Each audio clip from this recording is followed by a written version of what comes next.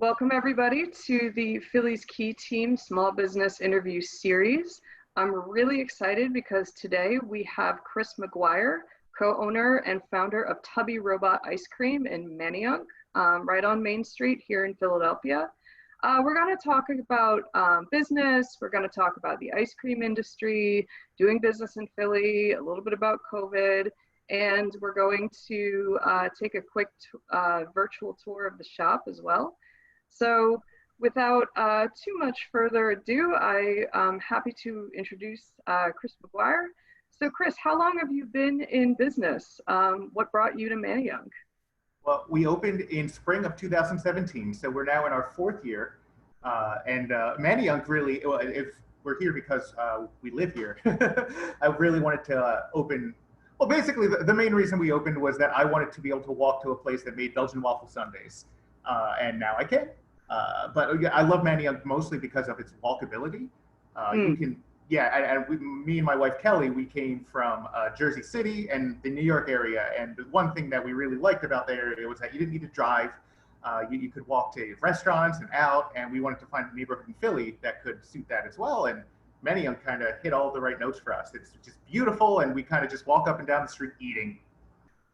That's wonderful. That's definitely a good thing to do in Manayunk because it has this sort of, like, it feels more like a Hoboken or like a Jersey City than like being in Manhattan or, sort of in downtown New York. It really, very similar, as far as like placement and just the way the community feels. And like you said, that walkability about Manayunk is something that's very unique.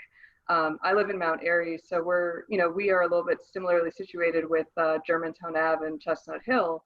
And having that connection, I think a lot of our neighborhood organizations and sort of city planning look to Manayunk as a great example of walkability and food and nightlife, and having that sort of small town Main Street feel while still having the access to all the amenities of being in a bigger city like Philadelphia.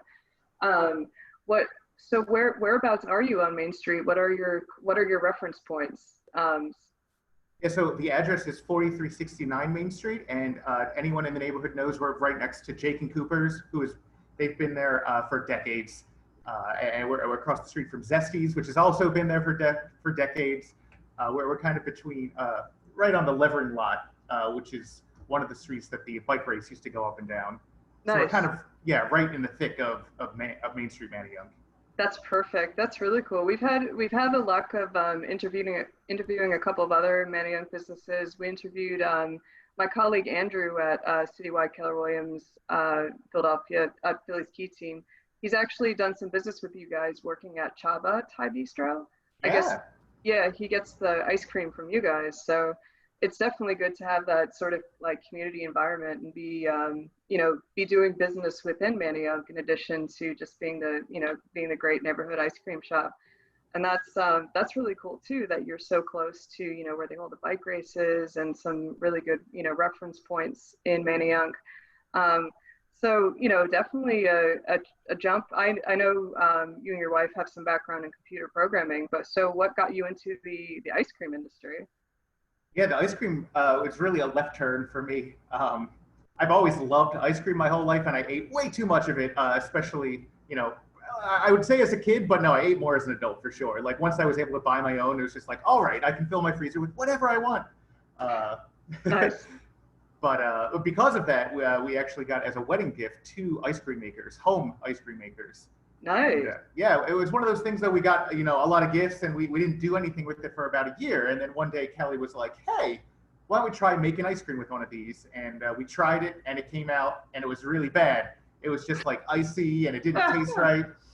And I kind of got stubborn at that point, and I was like, wait, I'm going to do this until we get it right. And kind of kept iterating over and over again. And I just kept used the 2 frozen bowl makers back and forth over and over again, and every night would make a new batch.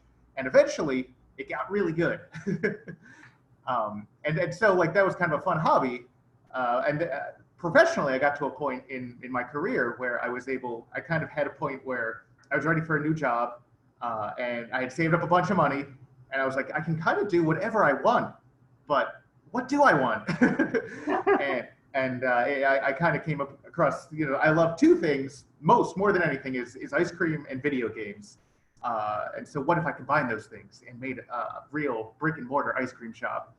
And that's kind of the thesis of Tubby Robot.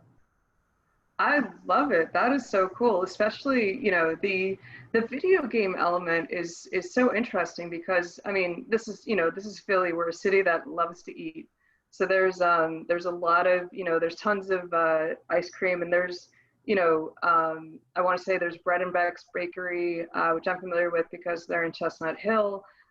There used to be the Capogiro Gelato, which they had 3 locations. Unfortunately, they closed in the last year and a half or so, unrelated to COVID. But so there are, Philadelphia has a good sort of precedent with family-run private ice cream shops.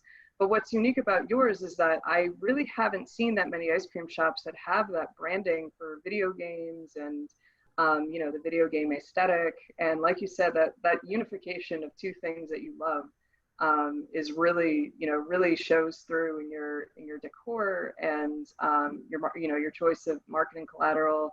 I definitely appreciate your social media marketing. Do you have like any special like video like Easter eggs? Like, do you have like a tribute ice cream, for example, or?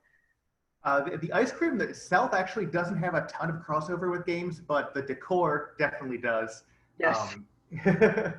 And like, not the full tour right now, but we have these 3 pixel mosaics that we have in the main shop, and each one references not only a place in Philly in the neighborhood, but also a specific video game.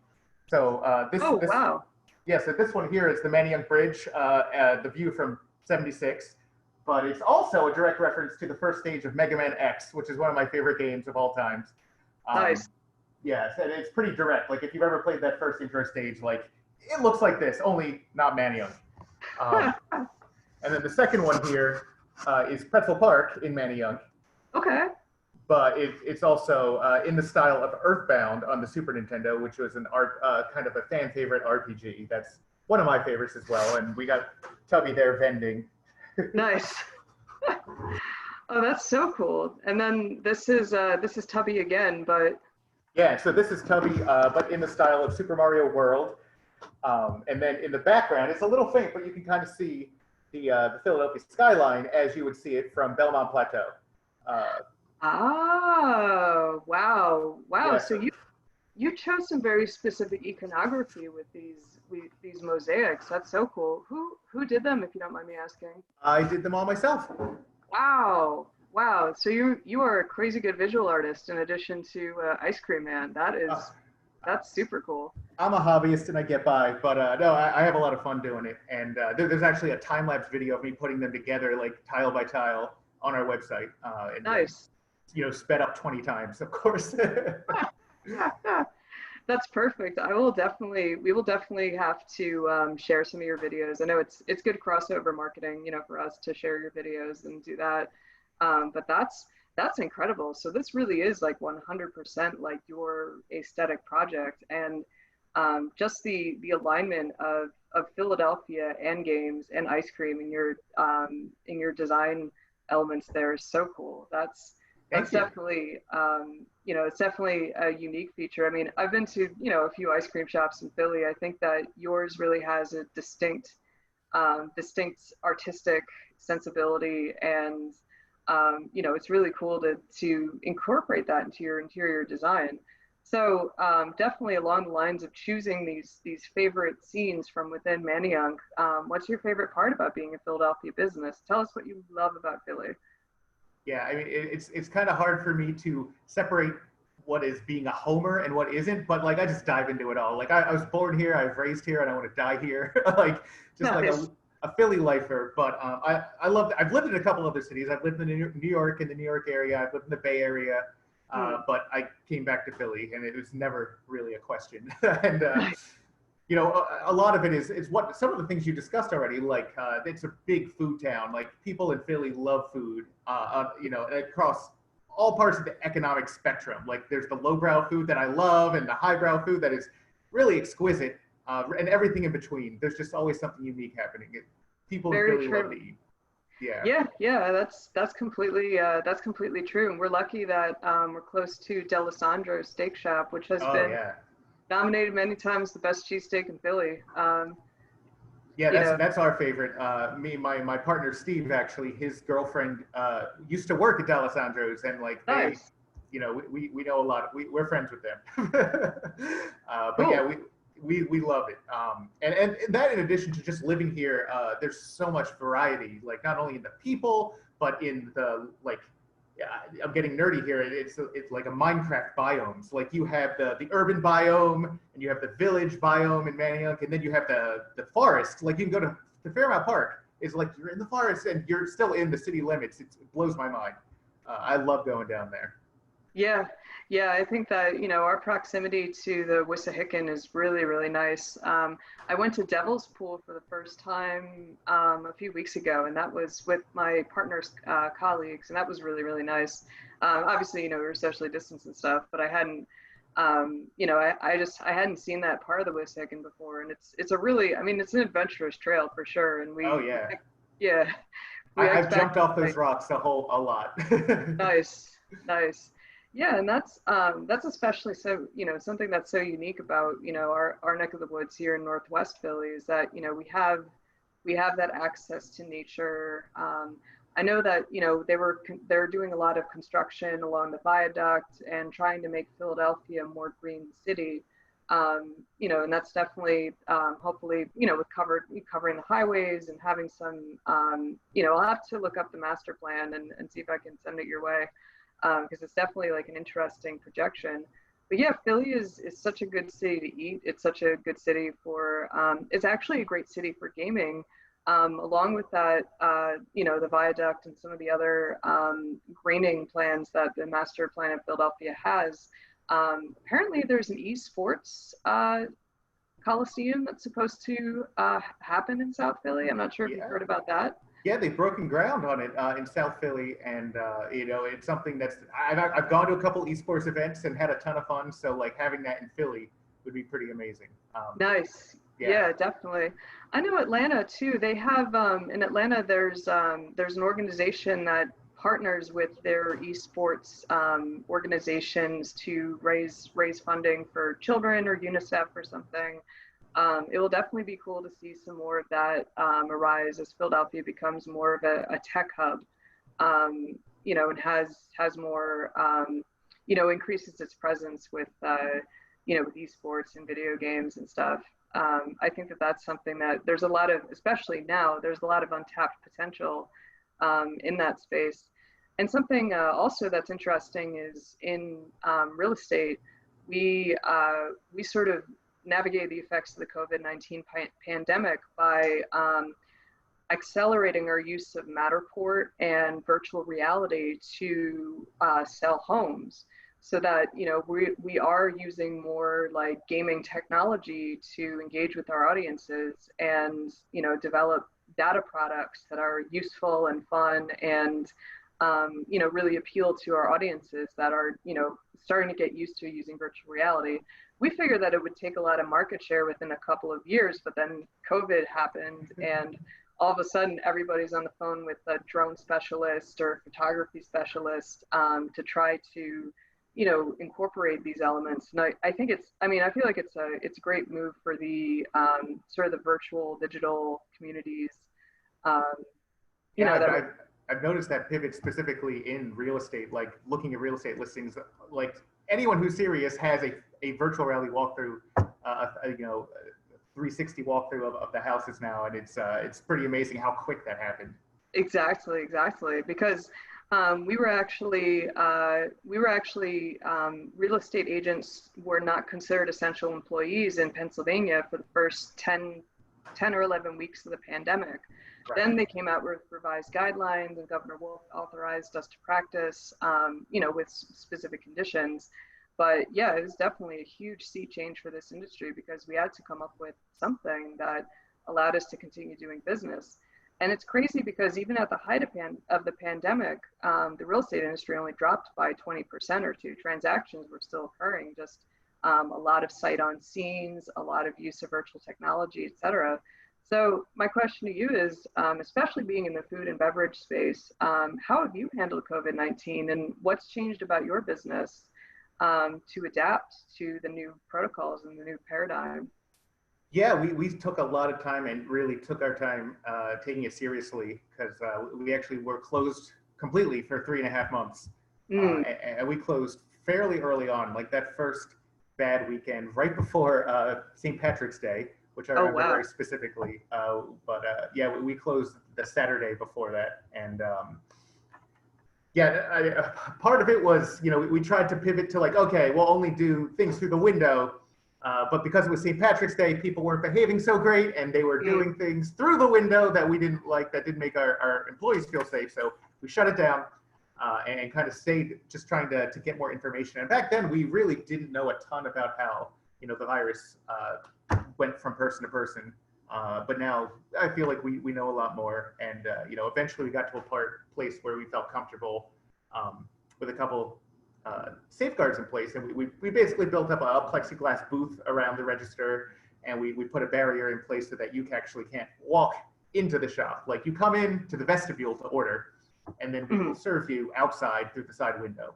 And that's been working really well for the past, it's been almost a month and a half. Um, yeah, so, and the employees feel great, the customers feel safe, everyone's got to wear a mask, of course, but we've taken it very seriously. The fortunate thing is coming back, we've been able to come back with our full menu, 16 flavors, all homemade ice cream, and every Sunday. And we've even had a couple new ones. So it's been nice that even though we have to put these things in place, we don't have to change our product. That's awesome. That sounds like you've adapted incredibly well, and you really took that 3.5 months of time to invest appropriately into opening your business safely. I love how much attention that you pay to your employees' safety, security, and sensibility, because if they don't feel safe, that's critical for your business. And it's such a comfort to hear that, especially I have a lot of friends in the service industry or, that do customer service, and a lot of companies, will do the bare minimum, but, will not take that proactive approach to protect employees and customers. I'm glad that it's working out really well for you. It sounds like, because this is peak ice cream time, so, being able to capture that market share still of people that are outside and, that want to, consume your ice cream is definitely key. And, it's good that you were able to sustain your business through the shutdowns and, really be like remain viable. I think that, that's something that's kind of on a lot of people's minds is about what happens to, our local small businesses, our small town feel, you know, business proprietors like yourself and Kelly, who, are husband and wife team running a company, running a business, and, all of the personal impacts that the pandemic has had. I think that, it's great that you've taken such a proactive approach and back up to those 16 ice cream flavors. So yeah, I mean, that's actually, I was going to ask first, what some of the top observations you made about your business are, what sort of changed. But I'm also very curious about this, which 16 ice cream flavors you have on tap for today. So, Oh yeah, well, right now, you want me to list all 16? I know oh, 'em. please, we love that. So we got vanilla chocolate, your standard, which are still incredible. Dark chocolate, mint chocolate chip, peanut butter fudge swirl. There's one about that. Oh, cookies and cream, which is actually one of our house favorites that we always have. And we actually learned how to make ice cream from the creator of cookies and cream. Uh, Oh, it's this guy in wow, his 80s in North Jersey named Malcolm Stogo, and we took his seminar, and it was awesome. nice. And then we have what we call chocolate covered strawberry, where we make our strawberry ice cream from 8 pounds of fresh strawberries, but also layer in a chocolate shell throughout. Ooh, It's a good one. And Mexican chocolate, which is spiced with cayenne pepper and cinnamon. It's actually spicy. uh, we have blueberry cheesecake, which has one of those seasonal things. We only do it in the summer when you can get really good blueberries, and it's one of those that you feel in your stomach, but you feel so happy when it's in there. yeah. And along that line, we have peach as well, which is a very kind of limited. We only do that for 2 months, sort of thing. But the peach has its crazy devotees who like ask me like they want more of it. They wish we sold in bigger packages. I'm like, we got what we got. I'm sorry. And then we got a green tea, which we matcha powder. And then banana, which is we have year round because we can get good bananas all the time. And that's kind of an unsung hero. Like it's a great flavor that also has its devotees, but like it doesn't get seen as much because people are like banana. They think of artificial banana. It's not the same. Right. And then we have lavender honey, which is a weird one, probably the weirdest one we have. And it is we steep it with lavender petals and put honey in it, and it's extremely floral. Then we have coffee, which is coffee. Surprisingly, a ton of kids love coffee ice cream. I never would have guessed that, but kids like coffee. That's a surprise. Yeah, and sea salt caramel, which we make our caramel from scratch by actually, burning the butter, burning the sugar just right. Ooh. And the last one right now is chocolate coconut, which is our dairy-free flavor. We try to keep at least one dairy-free item up there so that, because I think ice cream's for everyone, and anyone who's lactose intolerant, it's not a good reason to have to miss out on your ice cream. I totally agree. I think that's awesome that you provide a dairy-free flavor, because I assume that's probably also like somewhat vegan or. It's not vegan, but it is dairy-free. It has egg yolks because that's what makes it good. True. I've been tinkering with it. I didn't want to release anything that I didn't think was delicious myself, was as good as the other ice cream, and like it took a lot of iterating, but we got there.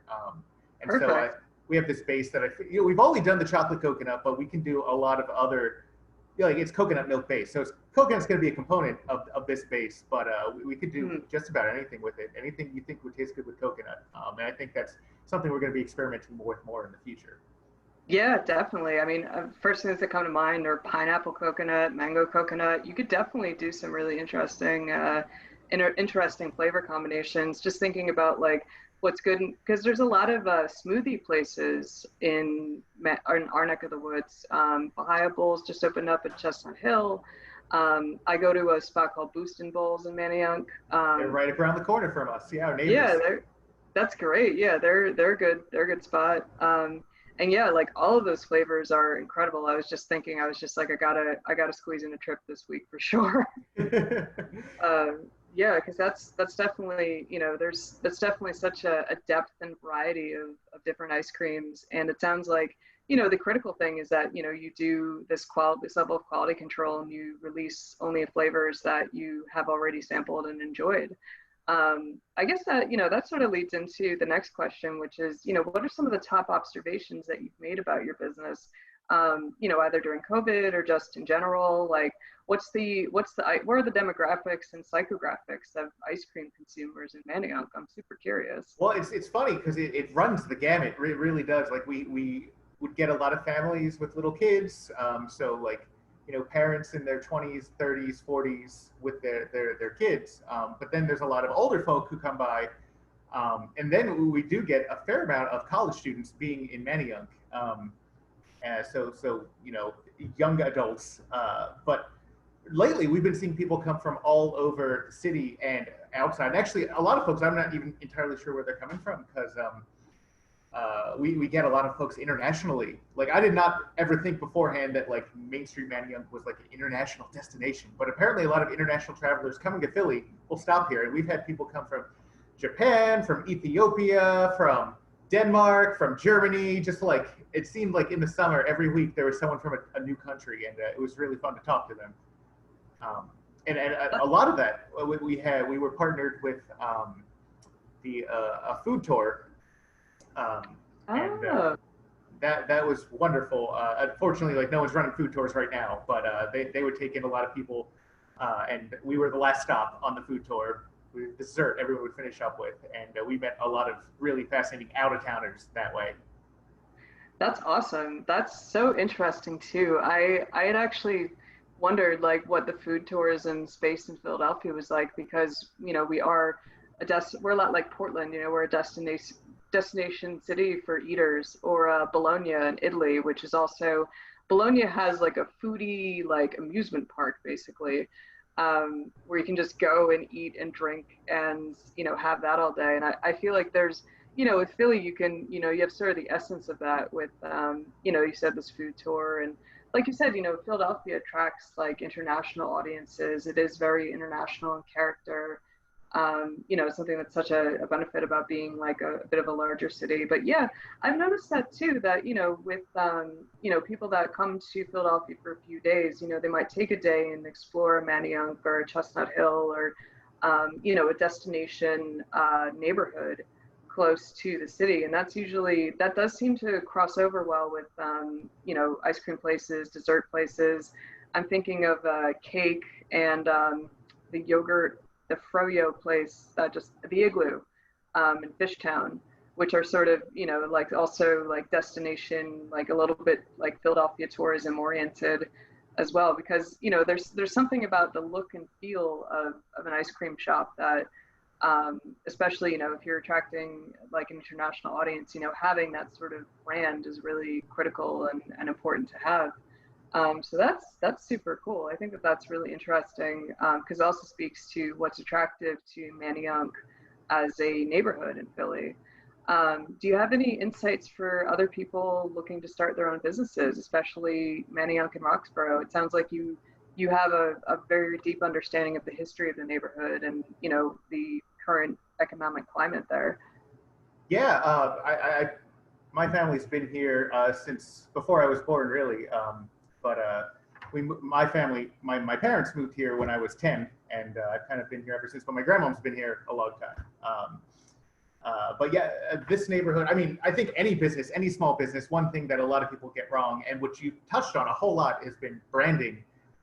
And I think that goes a huge way. You have to, I think if you spend time and get a really professional looking persona, outward facing branding and logo, like I think that goes a long way. Like you get a really nice looking sign, that's huge. And a lot of local small places, like you can tell which ones are doing well and which ones aren't. And usually the ones with the better design are doing better. Like that's one of the biggest things, just to get people to trust your brand. Like, oh, this is a place I can go that won't make me sick and kill me. Cool.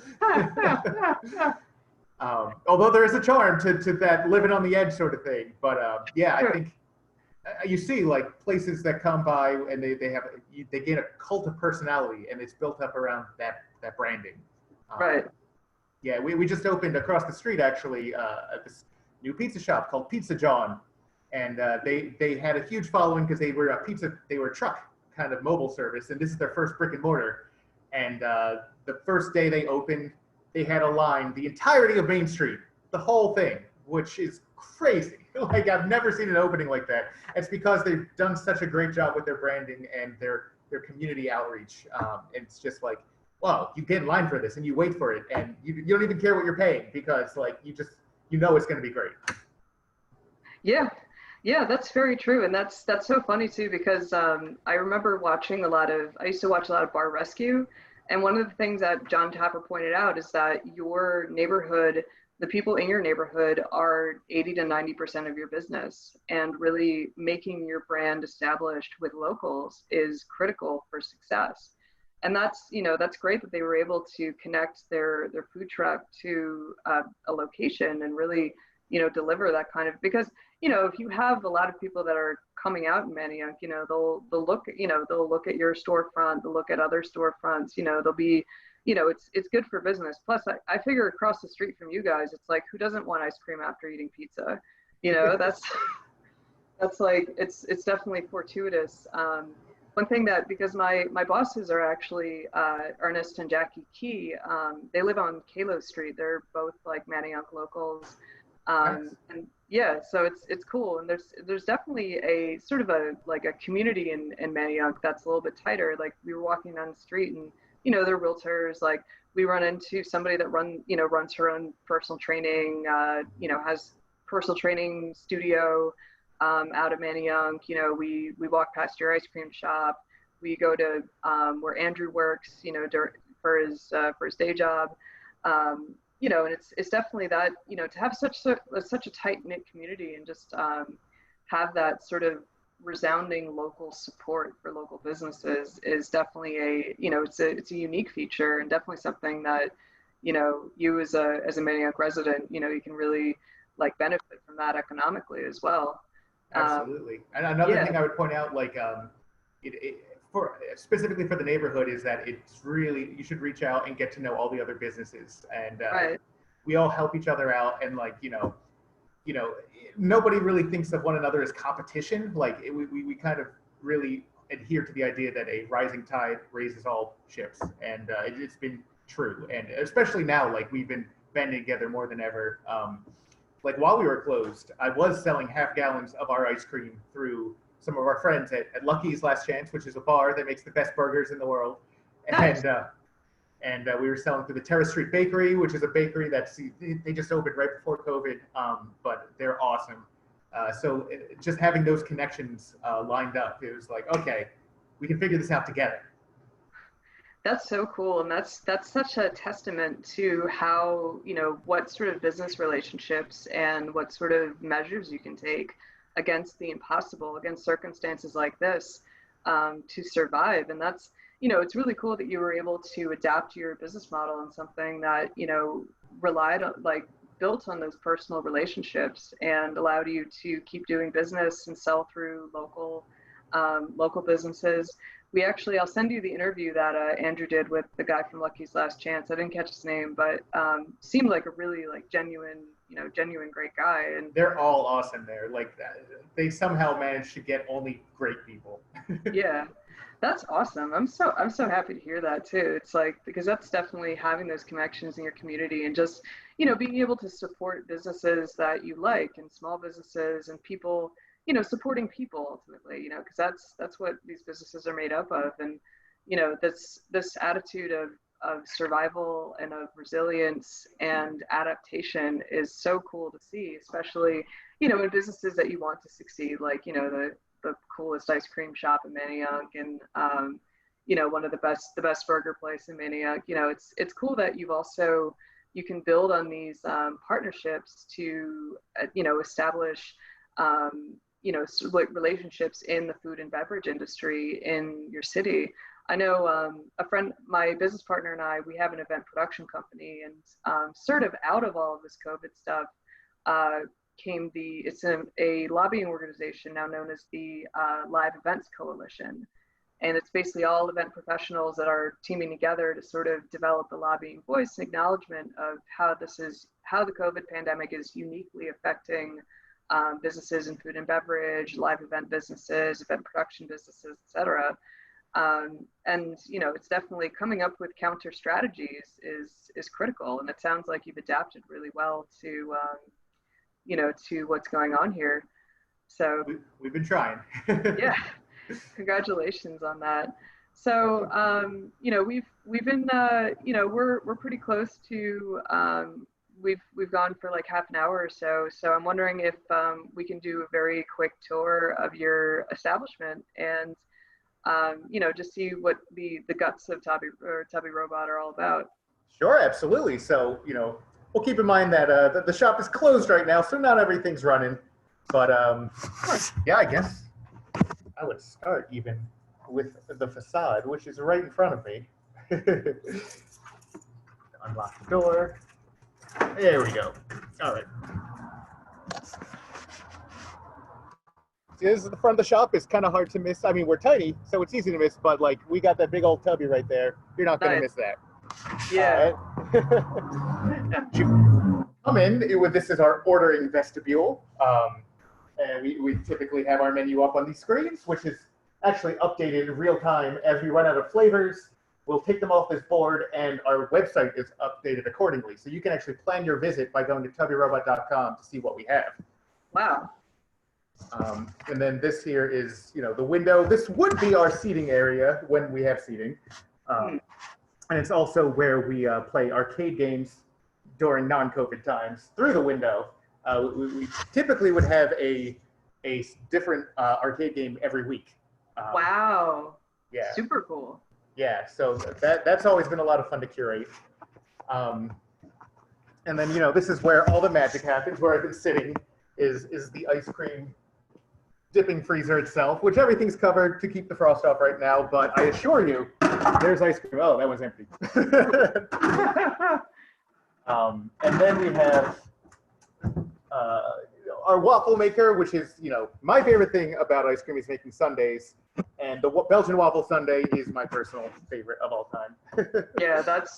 Like you said, this entire business is about getting them Belgian waffle sundaes on demand. That's right. Yeah, I've been meaning to come by for one, for real. It's been almost 4 years, or going on 4 years of being like, I gotta get one of them sundaes. Yeah, and really, like, that's the whole shop. There's the bathroom, but then we have the kitchen where we're making ice cream. And today is my making day. Right now, I'm working on a batch of this is chocolate coconut, dairy-free. Nice. So that's going to go into our machine, which is this guy here, where all the real magic happens. Wow. Yeah, this is the kitchen. It's not a huge kitchen, but it's ours. These are all of our freezers. This is the hardening freezer where we put the ice cream after it gets made. It has to sit there overnight to get hard. And storage freezer. But yeah, that's kind of everything. That's cool. I mean, I've never been inside the guts of an ice cream shop before. I mean, obviously I've been inside of a lot of ice cream shops, but definitely sort of new to I guess some of the back office operations of such a shop. This has been such a wonderful interview, Chris. I can't thank you enough for taking the time in with us for today. So how do we get in touch with you? Where do we find you? What's our best way to follow up with you? So the shop itself is at 4369 Main Street in Philadelphia on Main Street, Manayunk. But the best way to follow us is always tubbyrobot.com. That is the best place that we update everything there. Like I said, we have our flavors listed, all of our specials, but it also is the hub for our social media, and you can find us on all the usual places, on Facebook as Tubby Robot, on Twitter as Tubby Robot, and on Instagram as Tubby Robot. Perfect. All right. Well, we will definitely, like I said, we'll promote this interview in our social media channels and in our newsletter. We'll definitely give you a lot of shouts on social media, and plan on seeing myself, Jackie, Ernest, and Andrew. And well, Andrew, I know, you work with him at Chaba. But we'll definitely come visit in the future. This has been a really, really cool interview experience. And I encourage all of Philly's Key team to come, or Philly's Key team viewers to come check you out and give your ice cream a fair shake. So I'll probably hit stop the recording, but if you have anything else you'd like to say, just feel free to. Thank you so much for the opportunity. This has been a ton of fun. We love sharing ice cream with people, and just getting to talk to you about it has been a great way to spend an afternoon. Yeah, thank you. Absolutely. Thanks again, Chris. Really appreciate it. No problem.